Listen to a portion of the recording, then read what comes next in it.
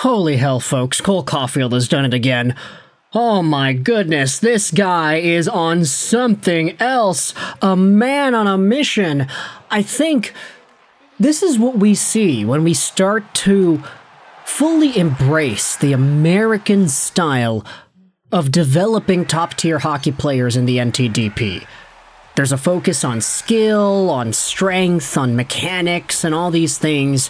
Sure, the 2019 US NTDP class of forwards wasn't the most gifted in terms of their physical attributes. Jack Hughes, Cole Caufield, Zegras, Turcotte, none of these guys are particularly big, but they focused on a very particular kind of hockey. And for Cole Caufield, his hockey playing ability as a 5'7" small guy, as the triggerman for Jack Hughes in his development as a youth, it allowed him to develop these skills that nobody else has. And now, 6 years later, Cole Caufield is going out there as one of the top scorers in the entire National Hockey League in goals.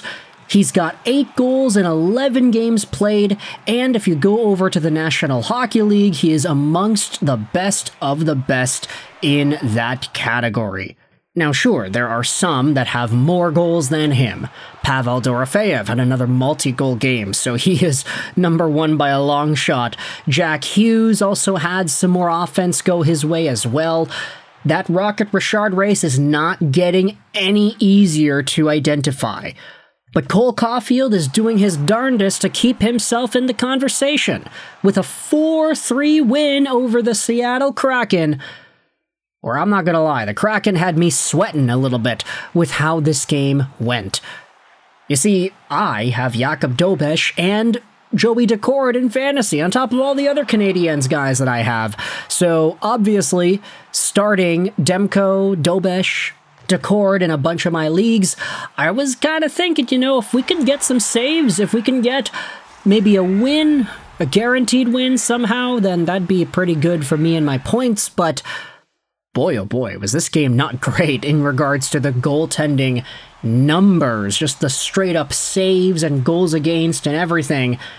Big ups to Jakub Dobes for getting himself the win.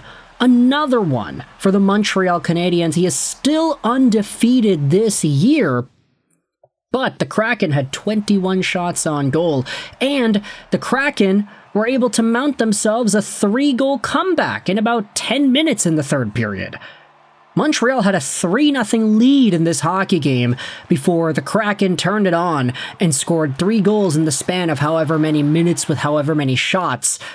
Jakub Dobes unfortunately lets them in. Brandon Montour gets 2 goals. He's looking so strong. He wheels this Seattle Kraken team into overtime.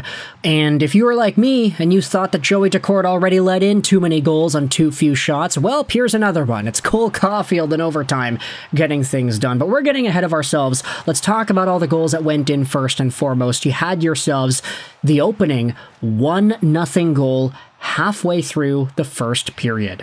As the Kraken are in their own zone, they're trying to break out. It's held in at the blue line and tossed towards the goal, where it's thrown back out in front by Nick Suzuki, and Cole Caufield is there to bury it on the back door. Really nice play. Montreal taking advantage of a failed clearing attempt, and Cole Caufield strikes quickly and early, making it 1-0.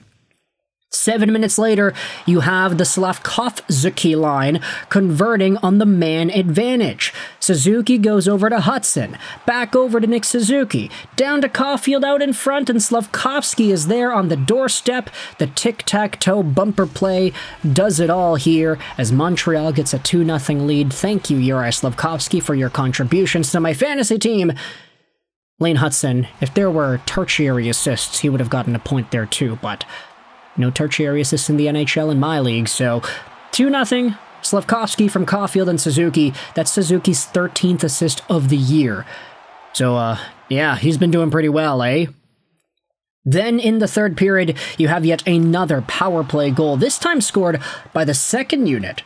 Yeah, look at that. Second unit actually getting points here. Dobson goes down to the side. The Canadiens try to run the same bumper play, but inevitably it's Kirby Dach who throws it across for Alex Newhook, who fires a shot and it goes by everybody. 3-0 Montreal at the 5:55 mark of the third period.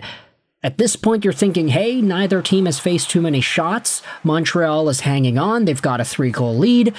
No way Dobes lets in 3 in 12 minutes or so, right? Well, that's exactly what he did. Started out by Brandon Montour drilling a power play goal from the point. He just absolutely claps it. It's a one-timer. It goes through everybody. Nice goal. Brandon Montour's a beast. Then, just 7 minutes later, you have Shane Wright getting himself his third on the year to bring the game within 1.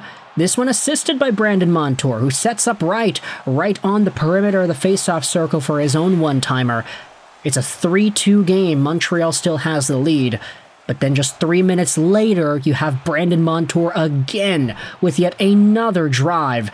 This time assisted by Vince Dunn. Montour's just got a cheat code, man. He's just got to be able to shoot it, and as long as he gets the shot through, it's in. 3 quick goals for the Seattle Kraken to tie this game up in the third period. And I know Canadiens fans started to sweat a little bit more from that. Only for Cole Caufield to placate all of our worries in overtime. Caufield from Suzuki and Hudson is the ultimate decision, but really, Caufield did all the work. He picks the puck up in the neutral zone, comes in 1-on-3, does a nice little dipsy-do dangle to get around the Kraken defender. Then he goes behind the goal, quickly stops up, allows Daccord to kind of overcommit to the opposite side. Then Caufield shoves the puck into Daccord's pads and then pokes it one more time. Such a skilled, calculated, how do you even think of that kind of goal for Cole Caufield to score? It's so nifty, it's so precise, and it works. He gets Daccord off of that post for a split second with the fake to the opposite side around the net, which gives him enough of an opening to put his stick right in between the pads and the post and shove the puck in. It's not covered, it's just barely free, and the goaltender is not able to control it. What an amazing play there for Cole Caufield on an unsuspecting Joey Daccord. It's bad for my fantasy team because yet another puck goes in on Daccord, but wowzers, what a goal by Cole Caufield to take control and win this hockey game. Montreal, back to number 1 in the Atlantic, aren't they? It was a short-lived number 1 period for the Detroit Red Wings, but hey, I can't complain. 2 of my favorite teams are doing very well this year. Tell that to my Vancouver Canucks, who just can't get a break with any injury luck. So fun being a Canucks fan, but also fun being a Canadiens and a Red Wings fan. So with that in mind, I want you to let me know your thoughts in the comment section below. How do you feel about Cole Caufield yet again putting himself in the spotlight with another overtime winner? He's making himself a Rocket Richard case for the ages, but so far, he's got a little bit more of a hill to climb. If you enjoyed this video, feel free to hit the like button. If you didn't, the dislike button's down there for you as well. Thoughts in the comment section below.